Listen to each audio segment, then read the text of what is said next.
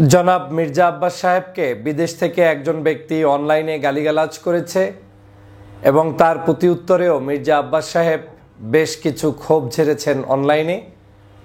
এবং এই বক্তব্যকে কেন্দ্র করে বাংলাদেশের তরুণ যুবক যারা অনলাইন অ্যাক্টিভিস্ট আছেন বিভিন্ন জায়গায় আলোচনাও হচ্ছে, সমালোচনাও হচ্ছে। আমি শুরুতেই বলে নিতে চাই, আমি গালিগালাজের রাজনীতির পক্ষে নই। যে কোনো ব্যক্তি বিশেষকে টার্গেট নিয়ে সে ব্যক্তি আমার উল্টো হলেই তাকে ধুয়ে ফেলতে হবে, ঝেড়ে ফেলতে হবে, শেষ করে ফেলতে হবে, এটা কোনো রাজনৈতিক শিষ্টাচার হতে পারে না। আমাদের রাজনীতিতে ডিবেট থাকবে, আলোচনা থাকবে, একে অপরের বিরুদ্ধে মত প্রকাশের স্বাধীনতা থাকবে, কিন্তু স্বাধীনতা মানে এই নয় যে কোনো ব্যক্তিকে আমার অপছন্দ হলেই তার বিরুদ্ধে এমন কিছু কায়দা কানুন করে মন্তব্য কিংবা বক্তব্য পোস্ট করব যেটার মাধ্যমে মূলত আমি তার উপরে জুলুম করছি। একটা পর্যায়ে গিয়ে প্রমাণিত হবে যে লোকটাকে আমি যে মাত্রায় দোষারোপ করছি আসলে ততটা নয়। বাংলাদেশের রাজনীতিতে আমাদের এখন একটি ট্র্যাডিশন হয়ে গিয়েছে, আমার অপছন্দনীয় ব্যক্তি হলেই তাকে আমরা দ্রুত সময়ের মধ্যে ঘায়েল করার উত্তম মাধ্যম হচ্ছে অনলাইন প্ল্যাটফর্ম। আবার আমাদেরও রাজনীতিতে এমন কিছু অধৈর্য রয়েছে যে কেউ কিছু মন্তব্য করলেই আমি আবার তার প্রতি উত্তরে এমন কিছু ভাষা প্রয়োগ করে ফেলি যেটা মূলত আমাকেও বিতর্ক করে, পাশাপাশি যেই লোকটাকে আপনি টার্গেট নিয়ে কথাটা বললেন সেই লোকটাকেও আপনি আপনার জায়গায় নিয়ে আসলেন, লেভেলে নিয়ে আসলেন, অথচ আদতে তিনি আপনার পায়ের যোগ্যতা, হাতের যোগ্যতা, নখের যোগ্যতাও হয়তো অনেকাংশে অনেকে রাখে না। এটা এজন্য বলছি, আমাদের এই সমাজে স্রোতের বিপরীতে চলা কিছু মানুষ থাকতে হয়। সব যে স্রোতের সাথে ঘা ভাসিয়ে দিয়ে একেবারে মেনে নিতে হয় এটা সৌন্দর্যতা না। এটা রাজনীতিকে কলুষিত করবে, এটা রাজনীতিকে অবশ্যই ক্ষতিগ্রস্ত করবে। আমরা ফ্যাসিবাদ বিরোধী আন্দোলনে সবাই মিলে লড়াই করেছি, বাংলাদেশের রাজনৈতিক দলগুলোর অবদান আছে, কোনো অস্বীকার করার সুযোগ নেই। 16 বছর পর্যন্ত বিএনপি নির্যাতনের শিকার, জামাত নির্যাতনের শিকার, অন্যান্য রাজনৈতিক দলগুলো নির্যাতনের শিকার, সামাজিক সংগঠনগুলো পর্যন্ত নির্যাতনের শিকার হয়েছে ফ্যাসিবাদী শেখ হাসিনার কাছে। অতএব যারাই নির্যাতনের শিকার হয়েছে তারা কেউ আমার প্রতিপক্ষ না।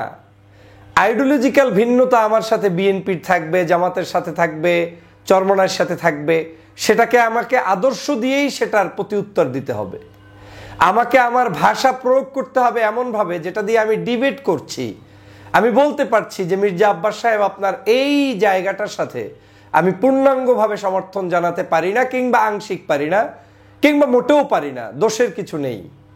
আমার যে কোনো একটি বক্তব্যকে মির্জা আব্বাস সাহেব প্রতিবাদ করতে পারেন, দোষের কিছু নেই।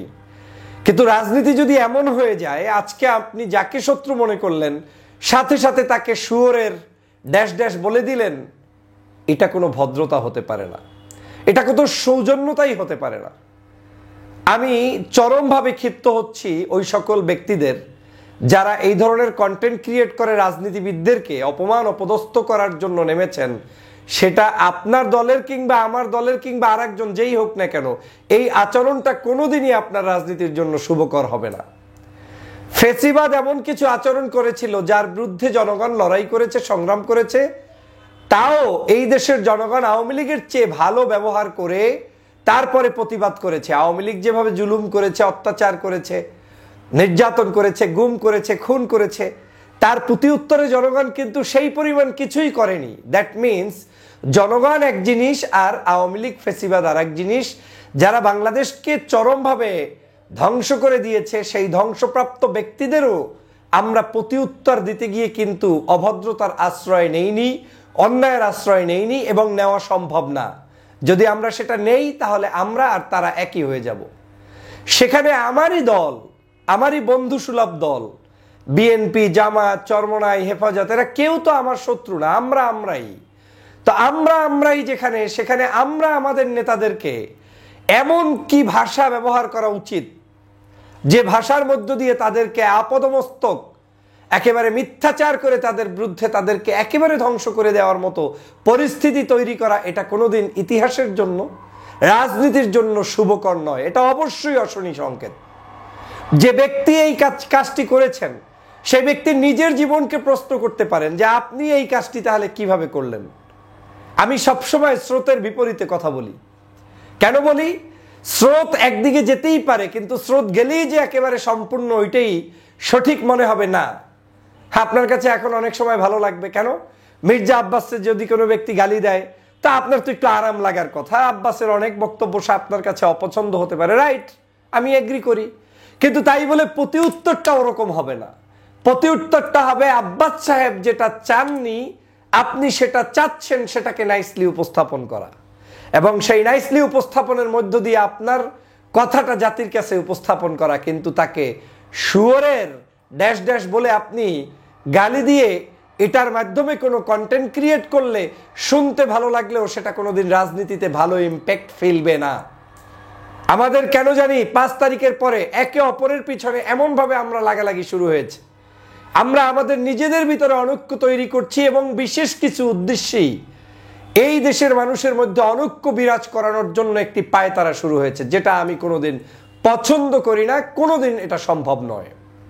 পাশাপাশি আমাদের মির্জা আব্বাস সাহেব, আপনি সহ বাংলাদেশের যে সকল সিনিয়র রাজনীতিবিদ আছেন, আপনারা বাংলাদেশের জন্য অনেক করেছেন, অনেক, সেটা আমি এখানে বলছি না।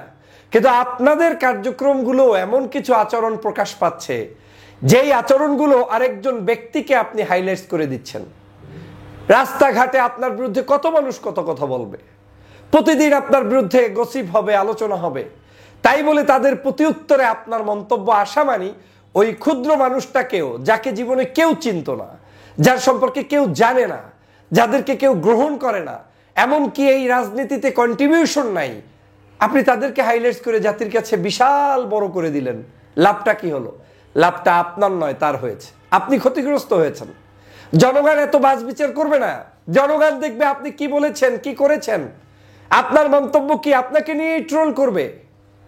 আপনি সেটা অনুধাবন না করে আপনি যখন প্রতি উত্তরটা দিবেন, তখন এই ব্যক্তি আবার আপনার কারণে সম্মানিত হয়ে যাচ্ছে। এই জায়গা থেকে আমাদের মুরব্বী রাজনীতিবিদ যারা আছেন বাংলাদেশে, আমি জানি টেকনোলজির এই যুগে আমাদের ওল্ড ফ্যাশনের যারা প্র্যাকটিস করেছেন পলিটিক্স, তাদের অনেক কিছুই হয়তো তাদের ধারণার মধ্যে নাই, যে আপনার একটা শব্দ চয়নই আপনার রাজনীতিটাকে শেষ করে দিতে পারে, বেচতে দিতে পারে, ইভেন মিথ্যের উপরেই শেষ করে দিতে পারে। ধরেন আপনি সত্যবাদী, আপনি অনেক ভালো মানুষ, কিন্তু আপনার শব্দ চয়নটা, আপনার রাইট টাইমে রাইট টকিংটা ছিল না বিধায়, অথবা জনগণ পিক করতে পারে না বিধায় আপনি ধূলিসাৎ হয়ে যাবেন। আপনাদেরকে সতর্ক থাকতে হবে। আপনারা দেশের জন্য কাজ করেছেন, লড়াই করেছেন, সংগ্রাম অব্যাহত রাখেন। ছোটখাটো কথায় টনক নড়লেই হবে না, চুপসে গেলেই হবে না, ভীত হলেই হবে না, প্রতি উত্তর দিলেই হবে না। আপনাদেরকে আপনার জায়গায় শক্তিশালী ভূমিকা পালন করতে হবে, পজিটিভ মেসেজ দিয়ে দলকে এগিয়ে নিয়ে যেতে হবে। কিন্তু এই দলের বিভিন্ন কর্নারে কিছু কিছু মানুষ এমনভাবে বসে গিয়েছে, যেই মানুষগুলো দলটাকে বিতর্কিত করছে। প্রিয় আব্বাস ভাই সাহেব, আপনার প্রতি যে আচরণটা যে ব্যক্তি করেছেন, আমি ব্যথিত হয়েছি, অবশ্যই ব্যথিত হয়েছে। আমি রাজনীতি এরকম চাই না। আমি রাজনীতি চাই আমি স্পষ্ট নাম বলে বলে আপনার যে কোনো আদর্শ, যে কোনো রাজনীতির আমি বিরোধিতা করব, কিন্তু আপনাকে এমন কোনো শব্দ চয়নে গালি দিব না যে শব্দ চয়নটা আমার নামের সাথে যুক্ত হলে খারাপ লাগে। এটা সম্ভব নয়, এই কাজ করা উচিত নয়। কন্টেন্ট ক্রিয়েট আপনার হতেই পারে, কিন্তু এই শব্দ চয়ন পরিহার করতেই হবে। আবার একই উপায় আব্বাস সাহেব, আপনি যখন মুখ থেকে কিছু একটা বলেছেন, ক্ষিপ্ত হয়েই বলেছেন, আপনার খুব কষ্ট লেগেছে, আমি অনুধাবন করেছি। এই কষ্ট লাগাটাকে আরো হজম করা এবং হজমের পথে আপনাকে যেতে হবে, না হয় আপনি ওই মন্দ মানুষগুলোর আচরণ দিয়েই ক্ষতিগ্রস্ত হবেন, আপনার শত শত ভালো কাজগুলো ক্ষতিগ্রস্ত হয়ে যাবে। আমি নিশ্চিত নই যে আপনার সব কাজই ভালো কিংবা মন্দ। হ্যাঁ, মানুষ মানেই আপনার 100-র ভিতরে 60টা কাজ ভালো হলেও অনেক ভালো, 40টা খারাপ হতেই পারে। আমার জীবনের আমার সব কাজের মধ্যে 2-1টা কাজ ভালো হতে পারে, সব খারাপ হতেই পারে। এটাই হিউম্যান। এই হিউম্যান বিং এর এই চরিত্রটাকে আমরা বদলাতে পারবো না, কিন্তু আমাদের এই আচরণগুলো পরিহার করা উচিত। আজ কিছু কিছু মানুষ এমনভাবে আচরণ করছেন, আমি চরমভাবে বিব্রত। এই আচরণগুলোর মধ্য দিয়ে আমাদের মধ্যে, দেশের মধ্যে যে একটা শান্তি, শৃঙ্খলা, সৌন্দর্যতা, সেটা নষ্ট হচ্ছে। ফর এক্সাম্পল, আমার সাথে আপনার টকিং হতে পারে, বিএনপি বলছে 31 দফা বাস্তবায়ন করতে হবে, জামাত বলছে 40 দফা বাস্তবায়ন করতে হবে, সরকার বলছে সংস্কার হবে, কমিশন বলছে আমি এই সংস্কার চাচ্ছি। আরে এটাই তো সৌন্দর্যতা। গণতন্ত্রে আমরা আমাদের মতো করে এখানে ইনপুট করব, আউটপুট, এবং এটা নিয়ে মেসেজ, কথাবার্তা, আলোচনার সিদ্ধান্ত জনগণের। জনগণ এটা দেখে বলবে বিএনপি সংস্কারের পক্ষে না বিপক্ষে, জামাত পক্ষে না বিপক্ষে, নাকি এ দুটো দলের মধ্যে সবাই উপরে পক্ষে বিপক্ষে, মানে ভিতরে পক্ষে না, কিংবা অন্য দল সামনে কিংবা বিপক্ষে। এই সব কিছুই কিন্তু জনগণ দেখবে। অতএব জনগণের হাতে যে ক্ষমতাটা, সেটা যদি আমরা এক্সারসাইজ করতে না দেই, চাপ সৃষ্টি করে একজন রাজনীতিবিদের মন্তব্যকে কেড়ে নিয়ে যাই, আবার আপনারাও রাজনীতিবিদরা এই সমাজের জন্য ভূমিকা পালনকারী অনলাইন অ্যাক্টিভিস্টদেরকে অবজ্ঞা করা শুরু করেন, সেটা আপনাদের জন্য সুন্দর নয়। আপনাদের অনলাইন অ্যাক্টিভিস্ট তৈরি করতে হবে, ভালো মানসিকতার মানুষগুলোকে কাছে টানতে হবে, শত্রু মনে করে দূরে ঠেলে না দিয়ে তাদেরকে বুকে টেনে নিয়ে তাদের মাধ্যমে ভালো কাজ করাতে হবে। আওয়ামী লীগের বিরুদ্ধে এখনো আমরা ছন্নে ছাড়া হয়ে ঘোরার সময় আসে নাই, এখনো হানিমুন করার টাইম না, এখন আমাদের ঐক্যবদ্ধ হওয়ার টাইম। এখনো আমাদেরকে, এমনকি নির্বাচনের পরেও এই দেশে যদি আওয়ামী লীগকে প্রতিহত করতে হয়, শেখ হাসিনার সকল অপকর্মকে প্রতিরোধ করতে হয়, তাহলে ঐক্যের বিকল্প নাই।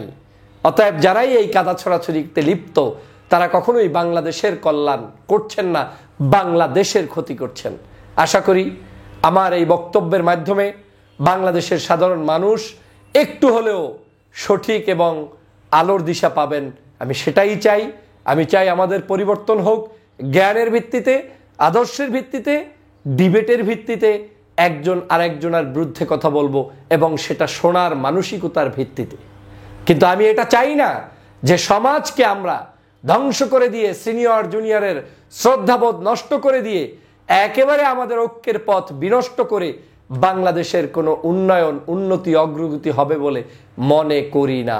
আসুন পজিটিভ কন্টেন্ট ক্রিয়েট করি, আসুন কন্টেন্ট ক্রিয়েটরদেরকেও যথেষ্ট মূল্যায়ন করি, ওই ভিত্তিতে দেশকে রক্ষার জন্য তাদের অবদানগুলোকে পাশে রেখে স্বীকার করি। সবাই মিলে দেশ গঠন করব, সবাই মিলে পথ চলব, সবার ভিত্তিতেই বাংলাদেশ বিনির্মাণ হবে। সবাইকে ধন্যবাদ।